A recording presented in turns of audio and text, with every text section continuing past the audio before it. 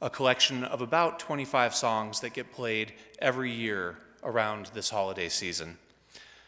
Now, we all may disagree about which ones we love and which ones we absolutely can't stand, but these are the songs that we most certainly know, because they get played every year for 5 weeks without fail. And nothing highlights the influence and the effect of the Christmas canon like the Little Drummer Boy game. Any of you heard of that? Yeah? No? Starting the day after Thanksgiving, the object of this game is to see how far into the holiday season you can get without hearing any version of the Little Drummer Boy. Now, it's easy to avoid in your own home as you self-select your holiday tunes, but listening to the radio in the car can be a gamble. And you never know when a quick run to the store might knock you out of the game with an unavoidable pa-rum-pa-pum-pum over the speakers.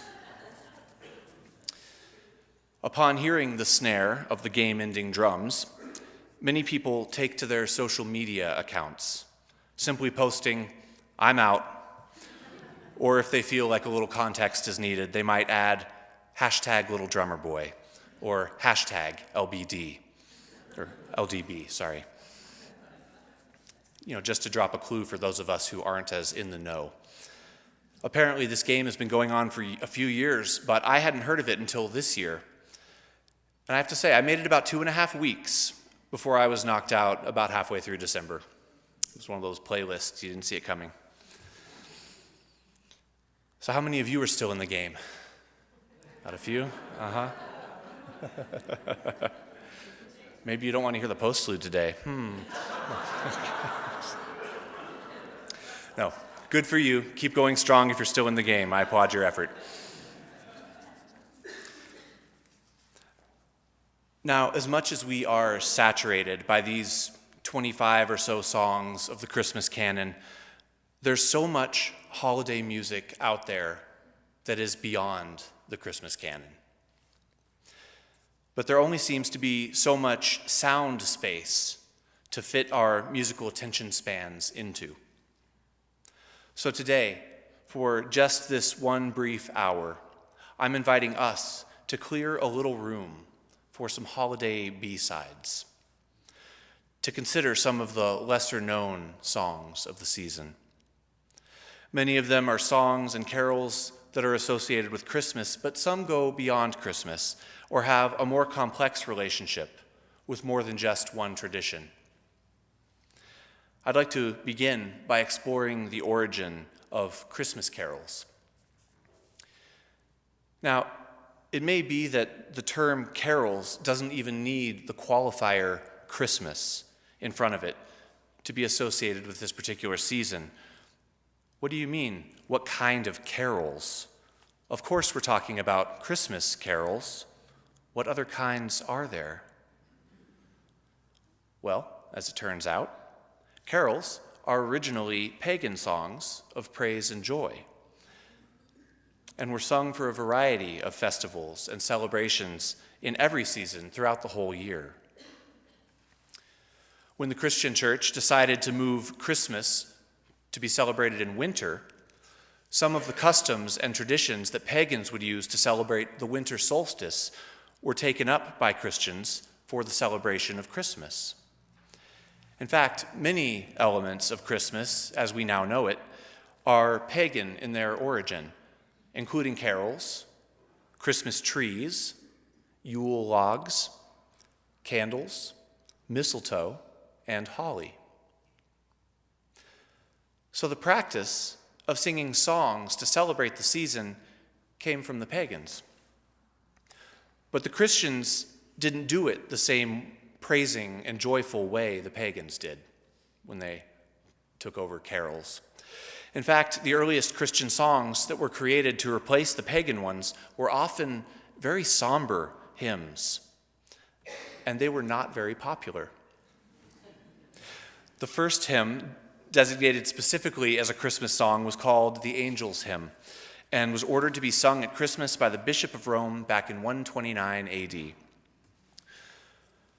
But Christmas carols had a hard time sticking as a common practice until St. Francis of Assisi wrote a series of nativity plays in the 13th century to commemorate and celebrate the story of Jesus' birth.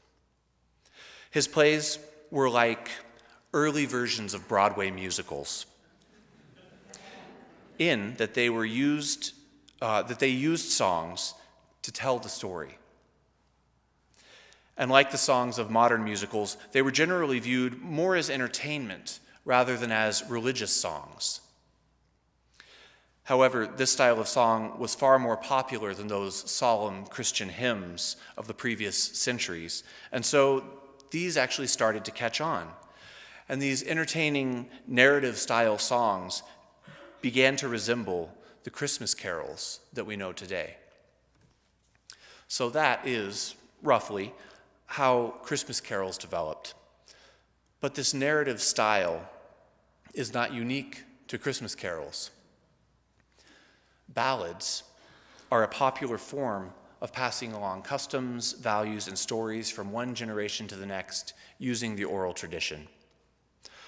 Fortunately, some ballads over many years of being passed along end up getting written down, and a whole field of study exists that is dedicated to collecting and studying these written ballads.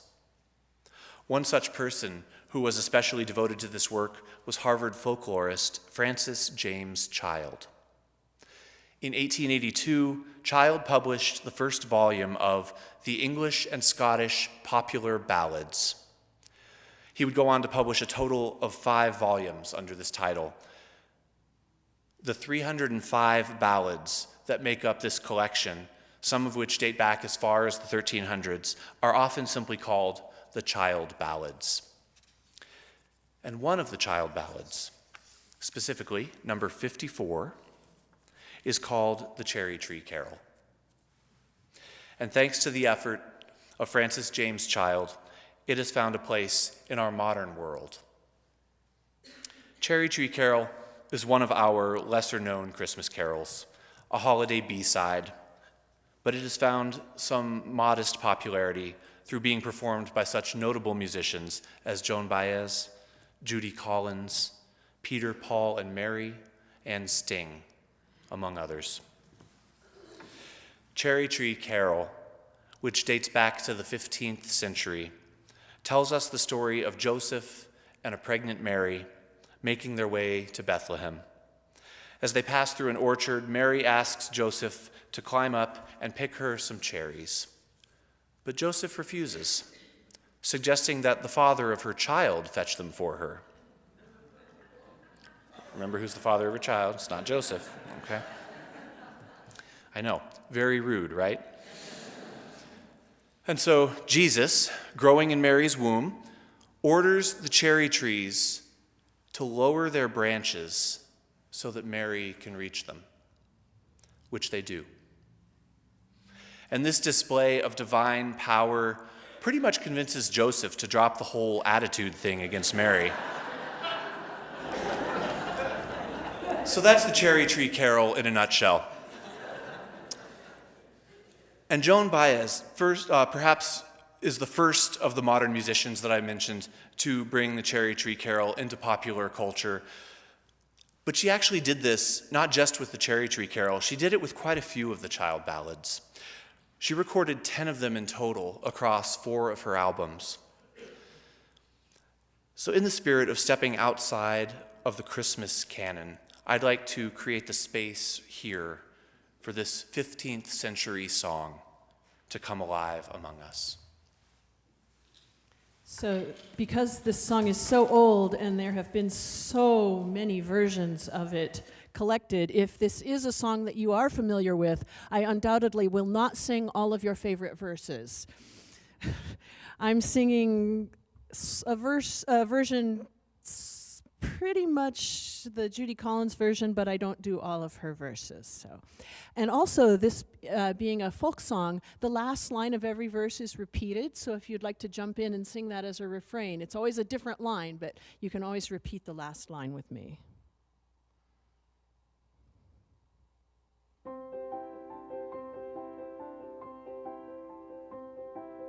Joseph was an old man was he, when he married Virgin Mary in the land of Galilee. When he married Virgin Mary in the land of Galilee. Joseph and Mary walked through an orchard green. There were berries and cherries as thick as might be seen. There were berries and cherries as thick as might be seen.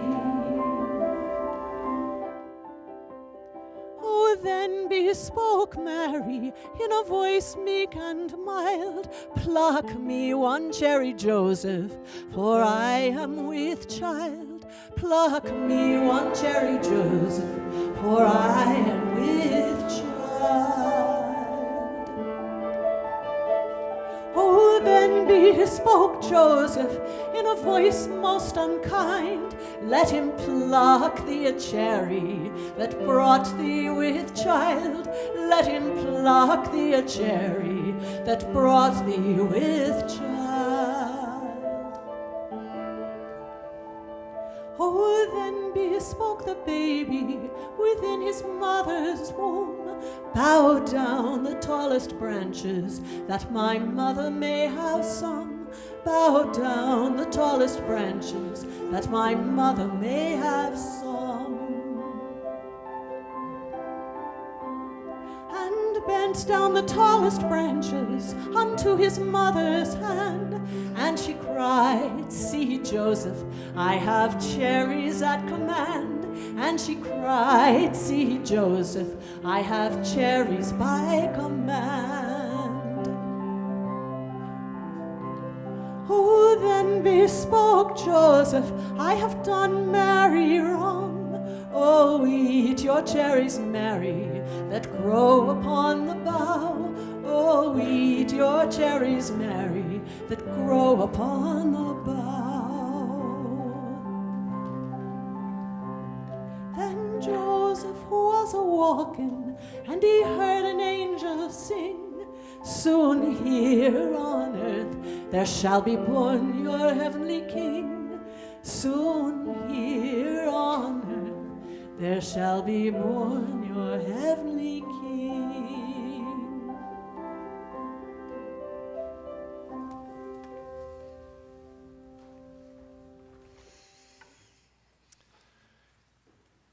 Cherry Tree Carol is a very old song that has been given new life. But not all of our holiday B-sides go back to the 15th century. In fact, our next B-side song was written in 2004 by Vienna Teng. It's the song we heard earlier in the service during the interlude, called The Atheist Christmas Carol. This is a relatively new song whose time has certainly come. Some have claimed that the title is controversial, but really, when we get into the substance of the song, we find that it's not about atheism diminishing the significance of Christmas or of Christianity. When asked about the origin of the song and its title, Tang said, "It was the working title that stuck. I sat down at the piano sometime in December or January a few years ago and started singing images that came to mind when I thought of Christmas.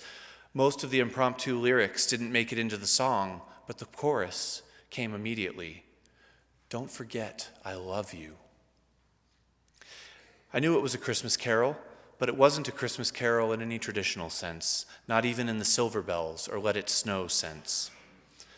So I tagged it with the name Atheist because I couldn't think of anything more accurate. This is what an atheist might contemplate around the holiday season, I thought.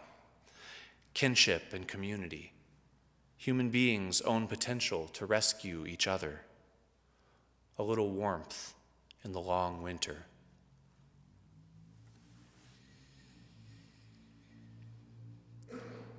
Putting theological differences aside, I think what Tang says here is pointing to the true spirit of Christmas, kinship and community. humans caring about one another. Christians and atheists alike should be able to get behind that message. I doubt that the atheist Christmas carol will ever break its way into the Christmas canon, but it's certainly on repeat on my playlist. The atheist Christmas carol speaks to a very important theme in Christmas music, a deep and abiding peace. I'm going to break with the theme of our service to talk about perhaps the most popular song in the Christmas canon, Silent Night. Lyrics written by a priest and then set to music by a school teacher who also served as the parish pianist. That duo performed the now famous song for the first time at a Christmas Eve service in a little church in Austria, exactly 200 years ago tomorrow. Not only does Silent Night have a charming origin story, but it calls us to a reverence for peace. Silent Night is the song that World War I soldiers from both sides of the war were singing as they emerged from their battlefield trenches on Christmas Eve in 1914 in the famous Christmas truce. This song, perhaps more than any other, deserves its place of honor in the Christmas canon for what it has done to live up to its high calling. And while we in the United States can play games with the songs of the Christmas canon, like the Little Drummer Boy game, it's important to realize that this attitude is not universal. It is cultural. In Austria, for example, the place where Silent Night was written and first performed, that song is never played in commercial establishments and is only played publicly on Christmas Eve to preserve its sacredness. What an incredible difference from the Christmas loop that we experience here. So, why tell these stories of Christmas songs? Why look at where they came from? And don't get me wrong, this has been a fun service to prepare for. I had to do a lot of research and reading, and I came across a lot of interesting stories that I don't have time to share with you. But beyond entertainment value, what is the spiritual message in exploring holiday B-sides? Well, I have to thank Susan for requesting to do this service, where we get to play songs that are outside of the regular rotation. It made me realize how our thinking can often get stuck on a loop, just like our holiday playlists. How often do we go to the same places, the same sources for our information, the same way of thinking about the world to determine what we do and how we act? How often does our theology and our worldview get stuck on a loop, showing us the same things we expect to see over and over again? And how much richness are we missing when we fail to go beyond our comfort zones? I'm grateful to Susan for stepping beyond what popular culture tells us we should value.